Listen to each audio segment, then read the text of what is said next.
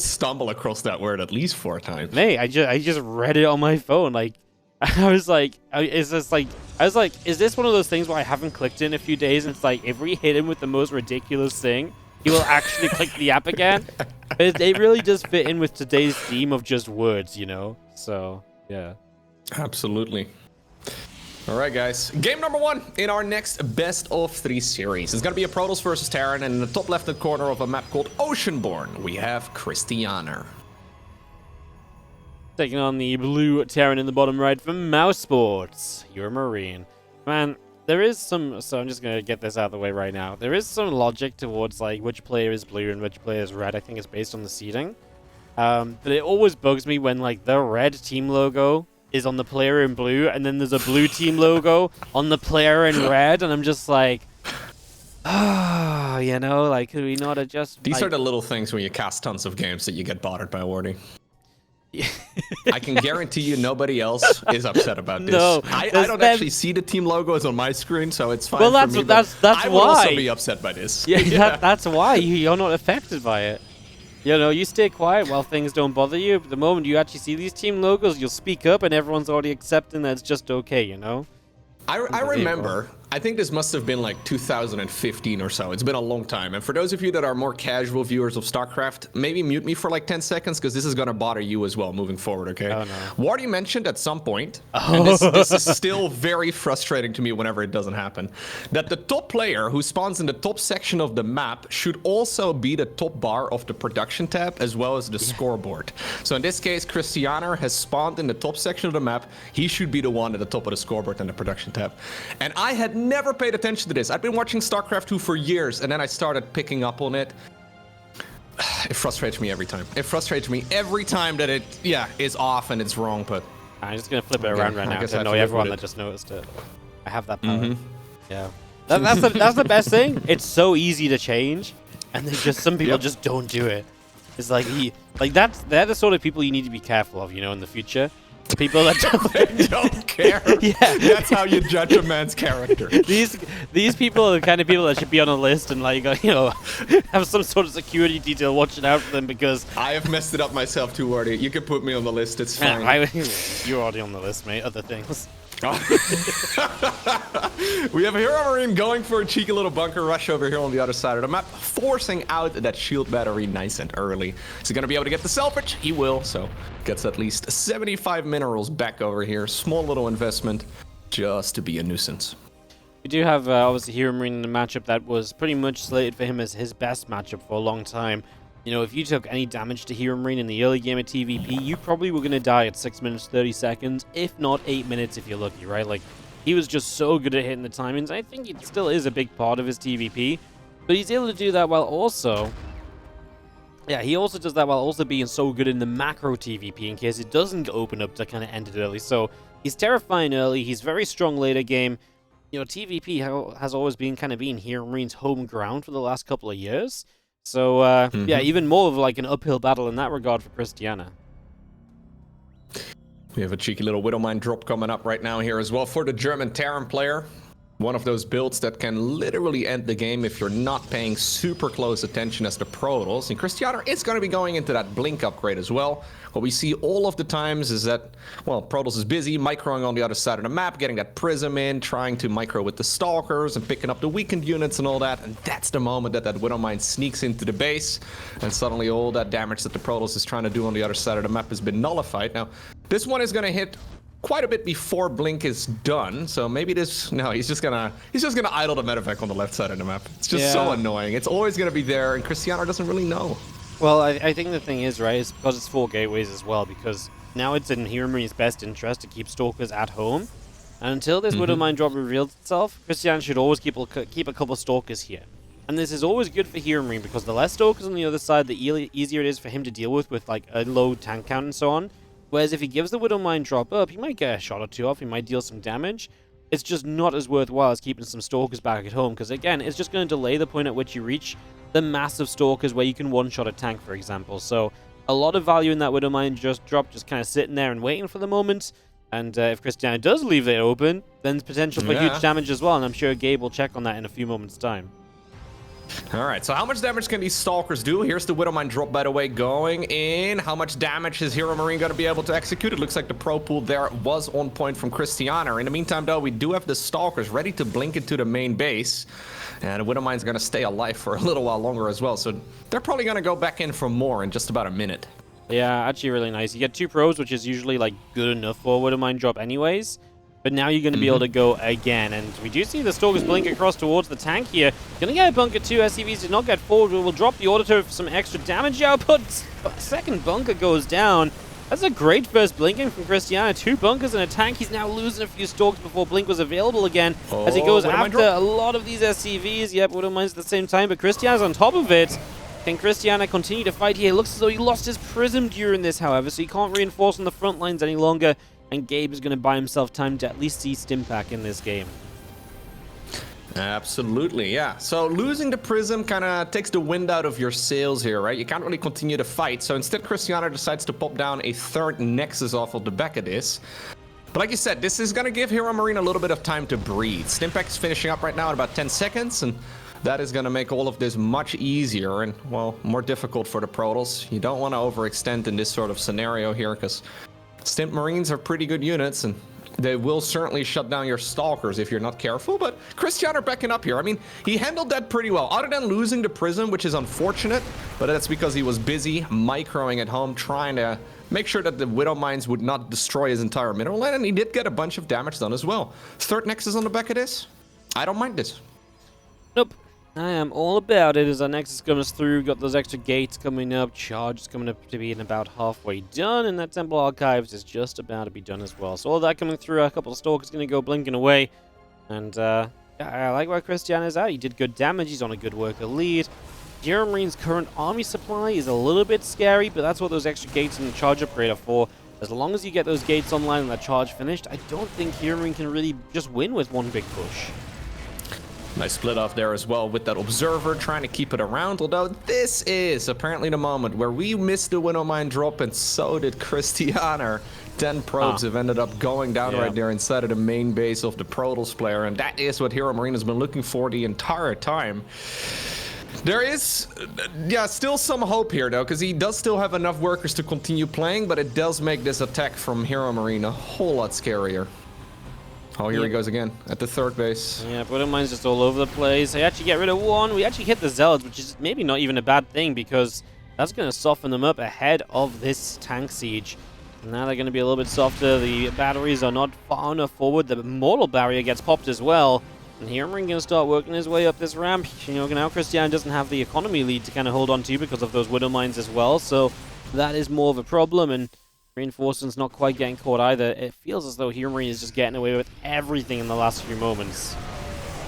Okay, well, Zealots are charging forward right now on top of all of those siege tanks, and they are going to be able to get rid of the majority of them pretty easily, but I just don't know if there's enough numbers remaining right here for Krystianer. One of the Zealots somehow even stays alive there, despite all of those Zealots charging at him. HeRoMaRiNE apparently decides to continue this fight. I wonder if that's a bit of an overextension. I mean, Zealots are now coming in from the right as well. They're thinking about maybe picking up some reinforcements, but speaking of which, HeRoMaRiNE has sent all of his army across the map too, and now there's a 2nd siege tank right next to that very low HP one, just trying to give him some protection.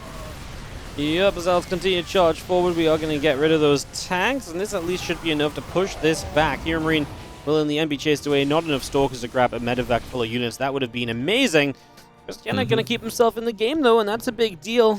HeRoMaRiNE is about to have a 3rd CC, and the economy to go straight to a 3 CC setup as well. So once he has that, that should help him out once more. Krystianer's tech is obviously limited to kind of gateway units and Archons at the moment. 3rd command center is available here. HeRoMaRiNE is going to be flying that one over. Krystianer picking off a couple of those SCVs. You know what? It's not the crispest execution right here from Krystianer, but he's doing an excellent job over here, right? Like, this is reminding me quite a bit of that MaxPax playstyle, and he's obviously really, really good in this particular matchup, oftentimes making it at least difficult for top-level Terrans. And yeah, Krystianer playing a pretty similar approach here, trying his best to be all over the map and be super active about it. And honestly, the only thing that didn't really go great for him here is that WidowMine just subtly sneaking into his main base, but overall, I've been impressed. Zell's going to charge through. The Bioforce going to get caught as Zell's continue onwards. Couple probes going down on the other side. The Medevac's going to start lifting up a lot of those units. Extra Zealots, extra High Templar, all getting warped in. As you are going to be seeing a few SCVs pulling away as well. Zealots continue to go through there. As we do have our +2 attack coming up. Marine Maraudal coming out. And our Orbital Command is going to lift off. And we are going to continue to charge around with these few Zealots for a little while. Not bad, though. Fourth Nexus in the meantime, all the way at the 12 o'clock position. Krystianer is going to be careful with this aggression here, because, yeah, I think he's looking at that army here from HeRoMaRinE. A lot of it is at very low hit points. HeRoMaRinE decides to push his units in between the mineral fields, as well as that, well, command center itself. Mules are also forced to run. Oh man, more and more reinforcements coming up. I think he's looking at these low hit points, Marines and Marauders. He's like, you know what? If I just get one more warping in, 13 SCVs have gone down as well. Archons do stay around for at least a little bit longer, at least when I start that sentence. But ultimately, Krystianer is gonna have to retreat with only one Archon remaining here. I think that was a bit of an overextension, but only a very minor one, right? So imagine if those previous engagements would have just gone ever so slightly better. I think this would have been a very significant advantage for him. Yeah, no, I think so. He was very close to just having a lot more units going down, and it really comes back to those 10 probes that died to that Widowmine. Imagine he just had 10 more probes this entire time. Oh. Like, it actually is a close enough game that it probably would have made the difference. Obviously, now Gabe has, you know, 1-1 upgrades over 0-0, and the army is looking good. He probably is going to take a bunch of damage here, Krystianer. As we have Widowmines dropping in multiple places, we're going to see a recall force. Widowmine, the main base, goes unresponded to, so this is really just a lot of probes dropping down. And Gabe has the mobility as well to keep up pressure. Yeah, this is probably where HeRoMaRinE is going to just close out the game, but Krystianer made it competitive. He made this very close. He made this very back and forth. Absolutely. Yeah, the margin for error in this matchup is absolutely tiny. So you have a couple of those probes going down left, right, and center. Widowmine getting some damage in. It's very difficult to come back from that position. And at this point, I mean, well, the first 11 minutes of this game were quite a bit better than the last minute and a half that we've watched. It's going to be one final attack over here in the middle of the map, but you can see this advantage right now reflected as well in the supply count. HeRoMaRinE has just got way more units. His economy is massive. GG is cold. And it's Big Gabe who obtains the victory in game number 1, but that was probably not quite as smooth as he was maybe hoping for. Yeah, I think it was definitely a shaky start. Krystianer definitely got himself into a good position. He got himself into a leading position. It was following up from there that just became the issue in the end, and that's still what Gabe is good at, right? Like, finding his way back in. That's what you'd maybe expect from HeRoMaRinE in a series like this, even if it does go wrong a little bit initially, and that's why it's hard to cause these upsets against these top-level players. As we get ready to go into our favorite map of the day, Hard Lead. Hard Lead. Okay. We had a bit of a discussion about this one. If you're just not tuned in, don't worry about it. If you're just not tuned in, you are so lucky. Like, you might miss some cool games. But if you watch the VOD, I heavily recommend the mute button. Like, you know, I was very... Krystianer, by the way. No, go ahead, sorry. I was very close to just, like, muting you guys and starting talking myself, because I was just like, I don't know how much more of this I can take, you know? You would have just had us talking to the void. You would have taken over the commentary. Yeah, you know, I would have just, like, muted myself on Discord. You guys could just talk to nobody, and I would just talk to a little bit. I was, like, this close. If you come up one more time, the game was, like, 5 minutes longer. We're so nearly there. I was just going to bring up that I just got confirmation of that by looking it up right here on Wikipedia. I already had it in the back of my mind, but Krystianer, only 19 years old. He has been competing at a high level for a long time, but he's really good. Considering he's 19, yeah, there's definitely still a good chance we're going to only see him get better over the next couple years. Yep. Absolutely, as we'll be having ourselves just waiting for Krystianer to join the lobby, in fact, so he's just taking a couple moments to get himself settled up. It's funny because you kind of alluded to it earlier, but it feels like we've been casting Krystianer forever. And that forever is probably like 4 or 5 years. So, like, since he was like 14, 15, which is still young, of course, but, like, I feel I've casted Krystianer since the start of time. That's just not true, but he has been, like, a big force in online cups as of late. I mean, he's actually one of the big grinders when it comes to online cups, although this year I feel like he's slowed down a little bit. Obviously still at a good enough level to be 2-1 in the European regionals here in the ESL Masters Winter, so still at a high level. Just waiting for Krystianer now to, well, he said go, so HeRoMaRinE go, and we should be going ourselves into Game 2 Countdown begins straight away. We're going to see whether Krystianer can bring it back. Like I say, good start last game, couldn't quite close it out.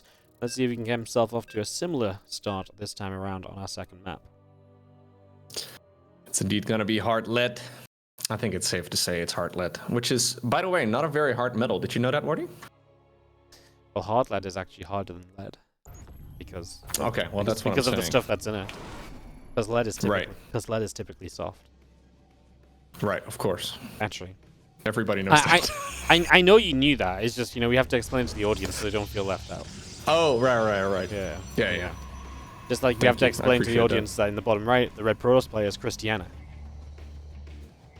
Yeah.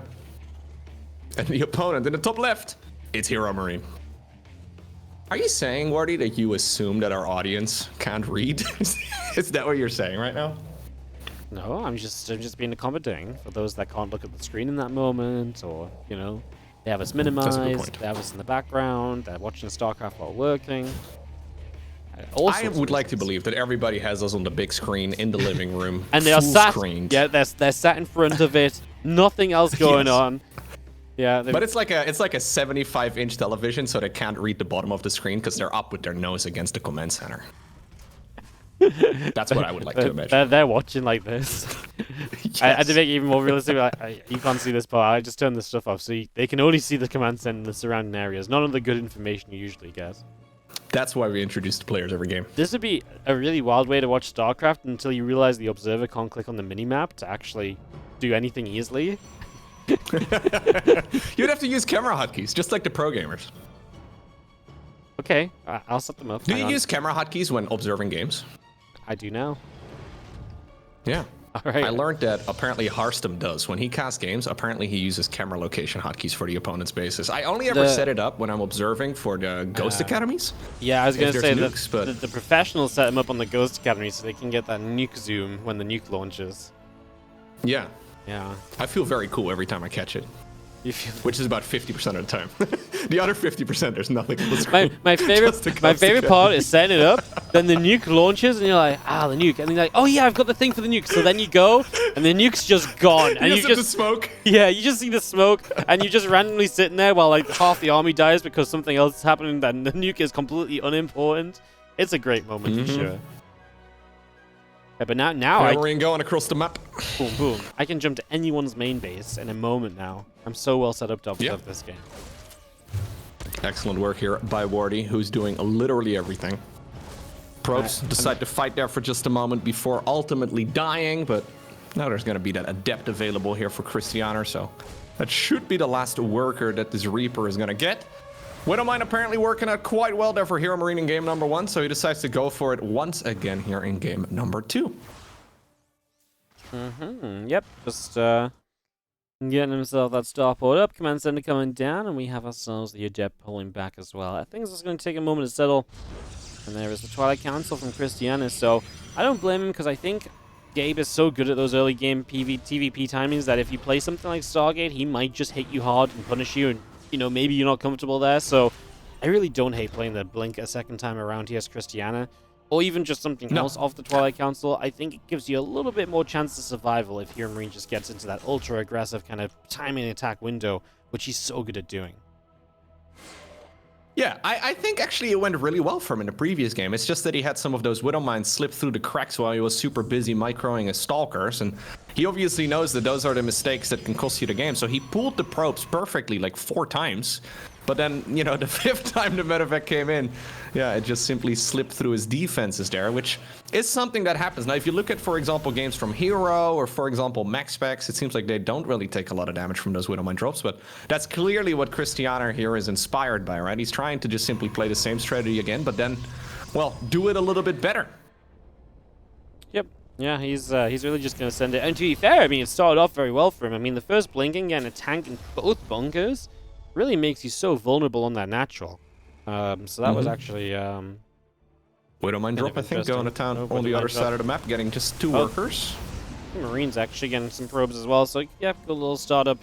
I'm apparently just terrible at watching Terran drops at the start of these games, so at the moment, as our couple Stalkers going to get the medevac. Medevac. Okay, That's nice.